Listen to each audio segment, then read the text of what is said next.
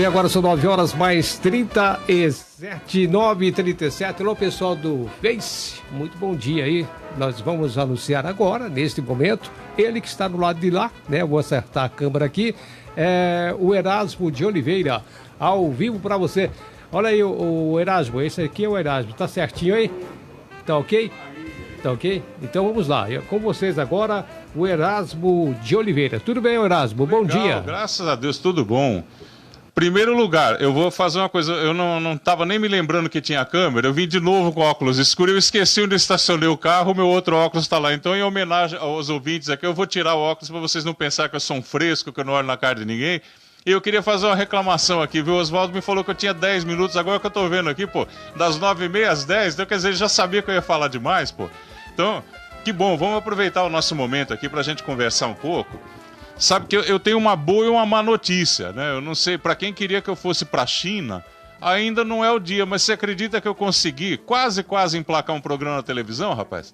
Tá quase saindo e justamente nós vamos usar aqui essa nossa participação na rádio, inclusive a sua participação, né, ouvinte? Nós vamos trocar essa figurinha de toda semana aqui para poder pegar elementos para a gente fazer um telejornal completamente diferente do que você já viu. Sabe como? Nós temos falado aqui sobre diversos assuntos, tal. Primeiro nós falamos sobre turismo, depois sobre o suicídio, problema de aprendizagem, uma série de assuntos, né? A proteção animal, para você adotar um animal, como faz bem para a tua saúde, né? E um dos assuntos que praticamente bombou, que as pessoas têm me dado mais retorno, é a segurança no trânsito. Sabe por quê? É uma guerra silenciosa que a gente vive, né? Que eu não sei se você percebeu, a gente já se habituou. Ah, porque ali, ó, tava vindo outro dia ali, o cara morreu, né? Bateu o carro, morreu. Sai no jornal a foto do carro, tudo distorcido lá, tudo arrebentado, né? E o detalhe é o seguinte, por exemplo, agora, cedo, eu ainda estava vendo uma reportagem lá no jornal da Hora 1 da Globo, né? Mostraram um casal que caiu de um viaduto, mostraram o carro todo arrebentado lá embaixo, morreram os dois e as causas serão investigadas. Eu falei, opa, pera um pouquinho. Sabe o que a gente tem que fazer? A gente pegar um telejornal que comece de onde eles pararam e a gente comece a partir dali a analisar a notícia. Então, sabe o que acontece? As causas serão investigadas. Vamos fazer uma coisa? Vamos colocar um comandante do Corpo de Bombeiros, vamos colocar um socorrista da CCR, por exemplo, das estradas, né? Um médico, uma pessoa especialista em segurança no trânsito. Vamos analisar por que aconteceu aquele acidente. Sabe por quê? Eu fico pensando o seguinte, todo ano, desde que eu me conheço por gente, todo santo ano, 50 mil pessoas saem e não chegam nas estradas do Brasil, né? Nas ruas, inclusive. Porque o dado mais alarmante, você sabe qual que é? Você não morre longe de casa, você se acidenta naquele caminho da roça que você faz todo dia, que é o que é mais preocupante, né?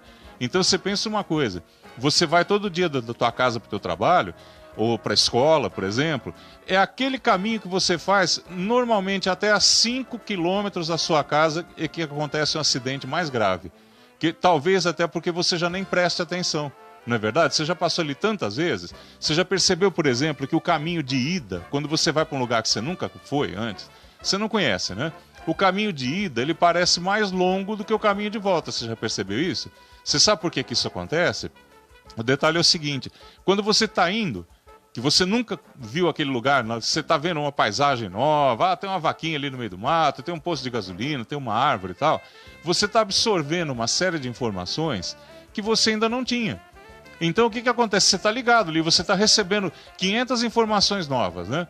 Agora na volta, você já viu aquilo, você está vendo, poxa, aquela vaca de novo, aquele mesmo posto de gasolina, já vi isso aqui. Então, se você recebeu 500 informações na ida, você vai receber 200 na volta, porque você só vai confirmar o que você já tinha visto, né? Então, o que acontece?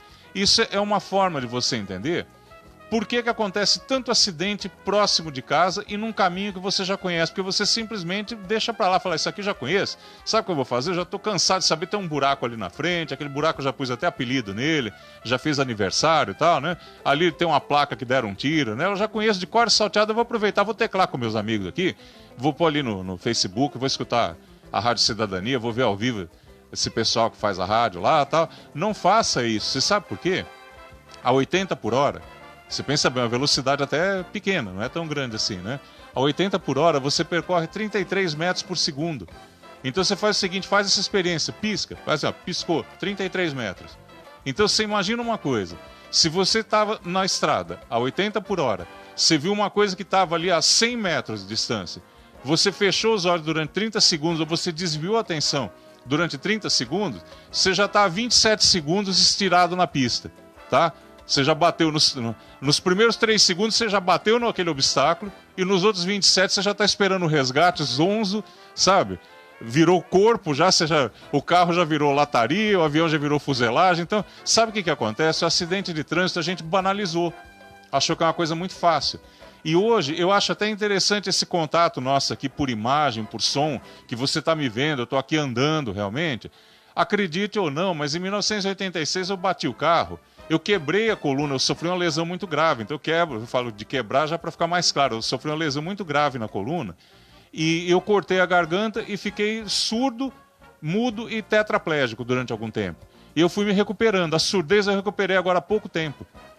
Sabe, foi uma coisa meio por milagre, assim. O detalhe é o seguinte, por força de vontade você levanta da cama, vai se recuperando, só que eu ainda fico pensando uma coisa.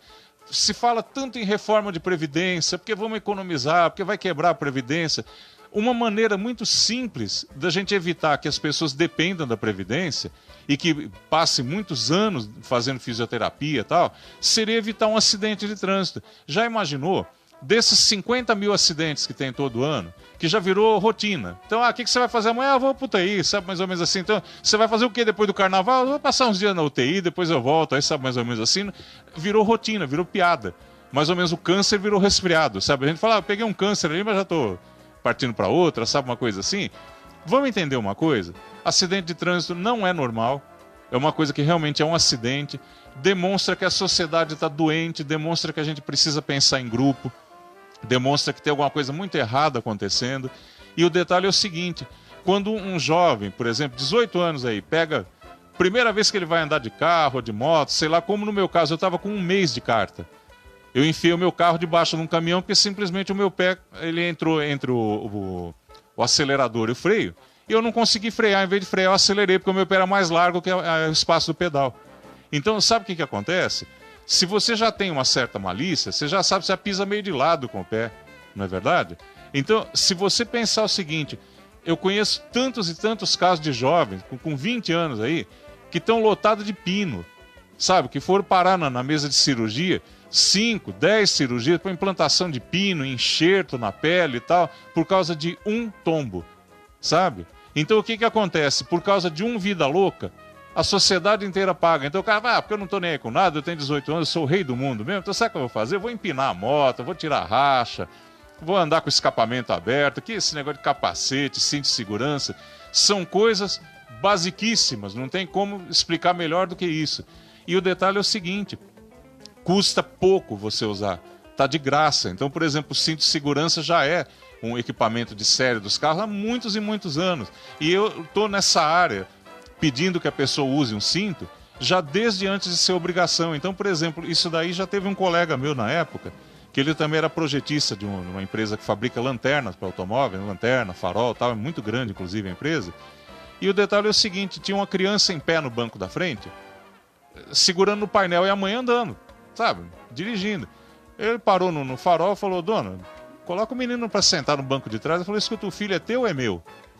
Quer dizer, o filho é da sociedade, porque a hora que ele se rachar, ela vai ficar com esse filho numa cadeira de roda, ele vai ficar anos fazendo fisioterapia, ele pode ficar com uma sequela que nunca mais vai ser tirada, e o detalhe é o seguinte, ele vai deixar de ser produtivo e a sociedade vai pagar por essa idiotice dela, porque na verdade um menino de 3, 4 anos ele não tem consciência que ele está em pé no banco do carro, sabe? Então é a mesma coisa, um bicho de estimação, muito legal você trabalhar, você carregar com um bicho de estimação no teu carro, só que tem um detalhe, se é um cachorro, você tem que levar ele na guia, né, na coleira, e colocar ele direitinho fixado no banco de trás. Ali tem um jeito de você fixar no cinto de segurança, então você pergunta para o teu veterinário, ou pergunta até na autoescola onde você fez o teu treinamento, como é que funciona, o pessoal vai te dar uma orientação.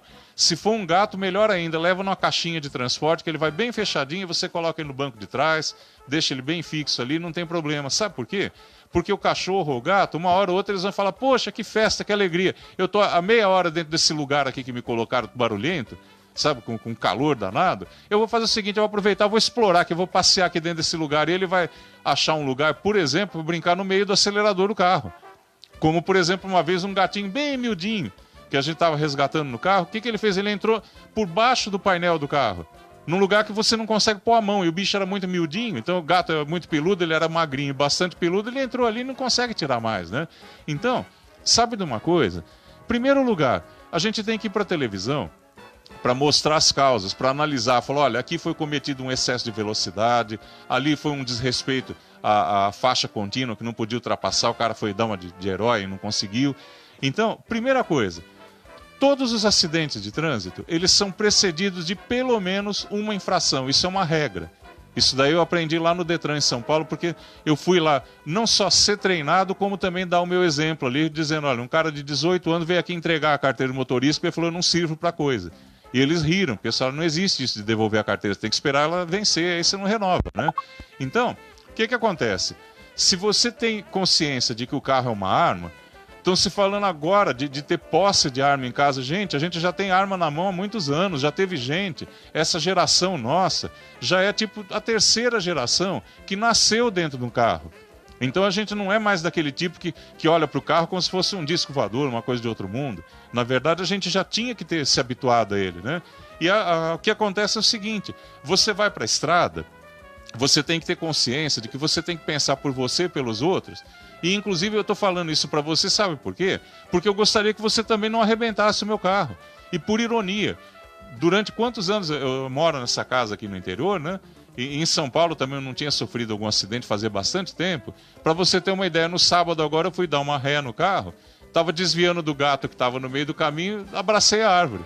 Sabe? Então quer dizer, ninguém está imune, inclusive um assunto até curioso. O príncipe Philip, né? Aliás é Duque de Edimburgo, né? É o marido da Rainha Elizabeth, sofreu um acidente bem grave essa semana passada. E aí, o que acontece? Uma coisa que eu critico alguns órgãos de imprensa, que nem, por exemplo, essa semana eu estava assistindo, porque a gente é jornalista, a gente tem a obrigação de acompanhar o que está acontecendo, para a gente, inclusive, até dar crítica construtiva, né? O que aconteceu? Um acidente com 2 ônibus lá em São Paulo. Bateu um ônibus com outro e tal.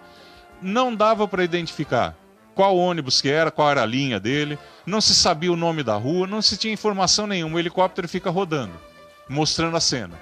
E o jornalista lá, blá, blá, blá, blá, blá, blá, blá, blá, blá, mandando aquele abraço pro fulano de tal, que vai comer uma pizza na casa de quem, que não sei o quê. Você sabe por quê? Ele não tem assunto. As pessoas estão lá com um ponto eletrônico no ouvido, que o diretor do programa devia estar falando, olha, esse acidente aí nós estamos apurando, tem uma equipe técnica, aqui tem uma equipe de apuradoras, né? De jornalistas ali, faz a produção do programa. Então o helicóptero flagrou um acidente de ônibus. O que a gente fez? Já teve um produtor aqui que já ligou lá para CT, no caso, em São Paulo, para a polícia, para o bombeiro, para o SAMU que está ali atendendo.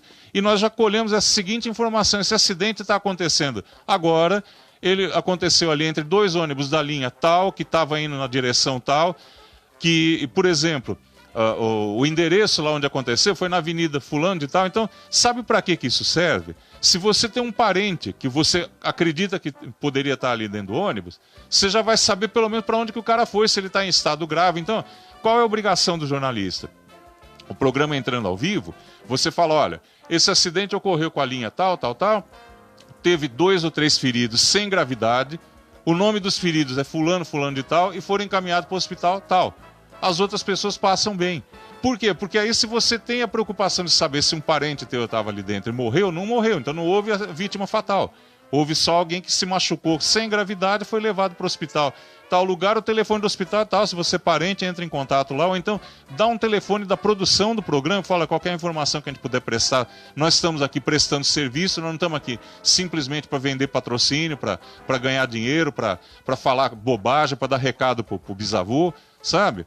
Então, a televisão, principalmente, ela passou da hora de ser um objeto de utilidade pública, de ser um veículo realmente de serviço às pessoas.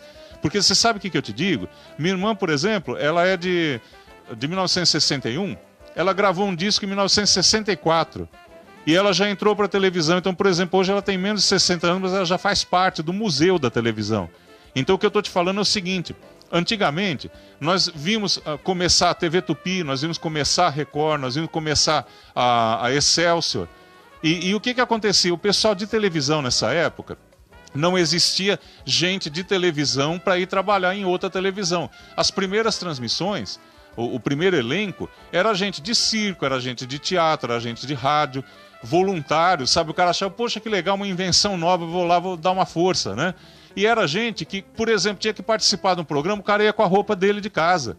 Não existia um interesse comercial, porque eu vou mandar um abraço pro meu amigo fulano de Oliveira, lá da farmácia e tal. Gente, ele não é amigo de todo mundo, não, ele é patrocinador, ele põe dinheiro grosso para as pessoas falarem que ele é amigo.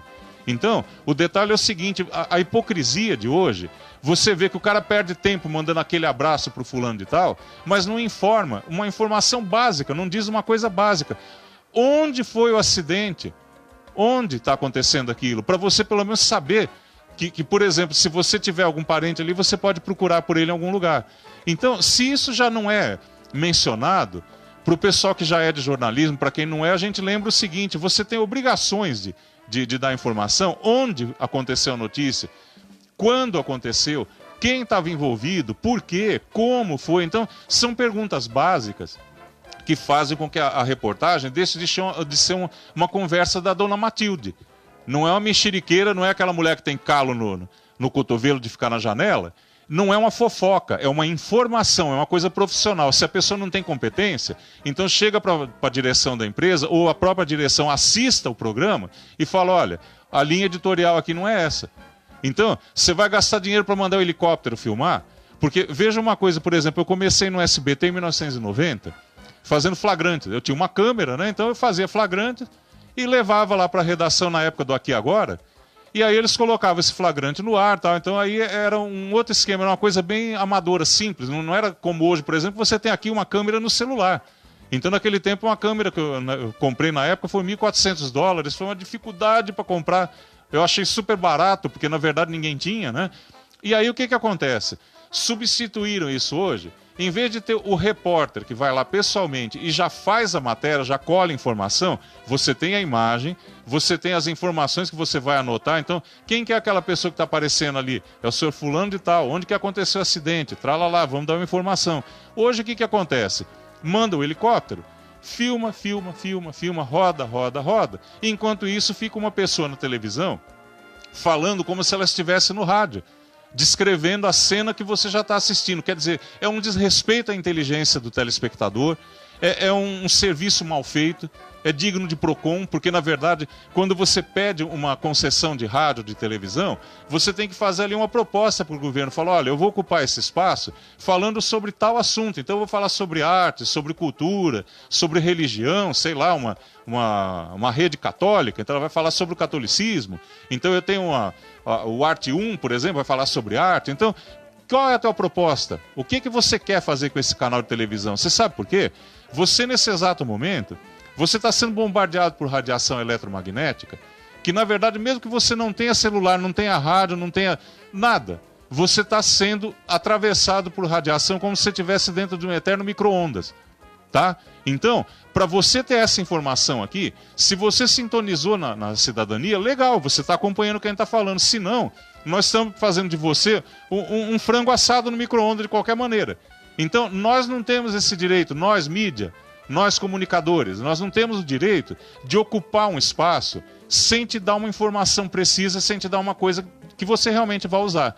Então, para encerrar, essa ideia do telejornal, nós vamos falar ali, por exemplo, eu quero falar sobre assuntos variados para não ficar só num assunto, né? Mas, por exemplo, vamos pegar um acidente de trânsito? Vamos. Vamos passar ali 3 vezes? Vamos passar ali 4 vezes, como o pessoal costuma ficar rodando o helicóptero? Vamos, não tem problema. Só que cada vez que a gente passar, vamos pegar um comandante da polícia, vamos pegar um socorrista da Dersa, por exemplo, vamos pegar um médico de pronto-socorro, falar, olha, qual foi a consequência desse acidente? Olha a sequela que a pessoa vai ficar, como que poderia ter sido evitado? Então, olha ali, tem uma sinalização dizendo que vai ter uma curva perigosa na frente, que o cara tinha que entrar a 40 por hora, o cara entrou a 70, por isso ele abraçou o poste, por isso ele está fora da estrada, por isso ele destruiu a sinalização. por isso ele causou um prejuízo para a sociedade, por isso ele agora vai precisar de guincho, ele vai precisar de hospital. Então, sabe o que acontece? É uma satisfação para a sociedade que nós vamos dar, tá? E outra coisa, por exemplo, se a gente for falar sobre um animal que foi abandonado, foi maltratado e tal, vamos a fundo. Vamos ver o que tem de lei para isso. Que nem, por exemplo, você sabia que a deputada Keiko Ota, ela apresentou uma lei que eu acho que já está até em vigor, se não me engano, que é uma das pessoas que eu pretendo levar lá para ser entrevistada, que justamente é o seguinte: você bebeu, matou no trânsito, 8 anos de cadeia sem conversa.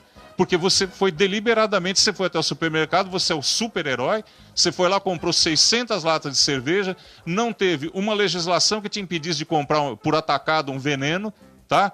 Não existe um órgão de comunicação que chegue para você e fale que a cerveja não é um suco de fruta inocente, que vai destruir teu organismo. Sim, que ele é cumulativo, que você, por exemplo, sendo mulher, você está destruindo teus óvulos, que um dia você vai ter um filho, já vai nascer bêbado, tá? Ninguém fala isso, eles mostram lá só um monte de mulher bonita, um monte de gente na praia, todo mundo cantando, todo mundo dançando, o cara com um copo de cerveja na mão, com um monte de mulher abraçando ele só se dando bem, é mentira, tá? Então, o dia que o Brasil tiver vergonha, nós vamos ter na lata de cerveja o mesmo aviso que tem no cigarro. Cigarro mata, cigarro causa câncer, cigarro causa impotência. Você sabe por quê? Se é proibido fazer propaganda de cigarro, por que liberaram a da bebida alcoólica?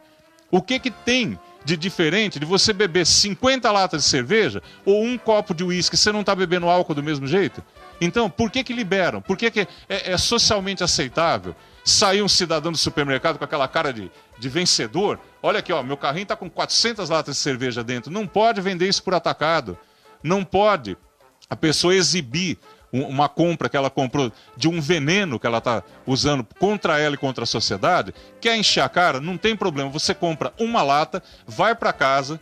Você vai, por exemplo, você vai ficar sábado e domingo em casa, passa de sexta para sábado, arrebenta de beber. É um direito teu, você pode se matar do jeito que você quiser. Só que tem o seguinte, passa o domingo inteiro em casa, sem prejudicar ninguém. Não saia na rua para você matar uma pessoa que não tinha nada a ver com a tua história. Então, vamos combinar uma coisa? Logo, logo, se vocês veem que eu desapareci de repente, é porque tudo deu certo e que a gente vai estar na televisão com o nosso papo cabeça aqui, que vai ter um outro nome, um outro formato. E vamos torcer para dar tudo certo, para a gente salvar muitas vidas, inclusive a sua, inclusive dos parentes seus, dos seus colegas de trabalho. E já de imediato, se você quiser, manda até aqui para o pessoal da rádio mesmo, através do Face da rádio e tal. Você pode entrar em contato e dizer sugestões do que você gostaria que a gente falasse, não só no programa aqui, que isso aqui está sendo um começo, né? E vamos torcer, daqui a pouco eu sumir de repente, você vai ligar a televisão, tá lá o mesmo Erasmo Oliveira falando com vocês aqui, dando aquele abraço pro pessoal de Avaré, como eu vou fazer agora. Então, gente, eu espero que a semana que vem a gente esteja aqui. Se não tiver, porque saiu uma notícia muito boa e a gente vai se ver em algum outro canal, mas a gente vai continuar em conversa, tá? Então, por enquanto, muito obrigado pela tua audiência. Um abraço para você, espero que você esteja bem e vivo semana que vem. Manda tuas sugestões aqui que vão ser muito bem recebidas. Combinado? Então tá, moçada, até semana que vem, tá? Valeu. Muito bem, tivemos aí o Erasmo de Oliveira, volta aí na próxima segunda-feira a partir das 9h30, é isso mesmo. Agora os nossos apoiadores, daqui a pouquinho eu volto aqui no rádio com as mais da nossa MPB de todos os tempos.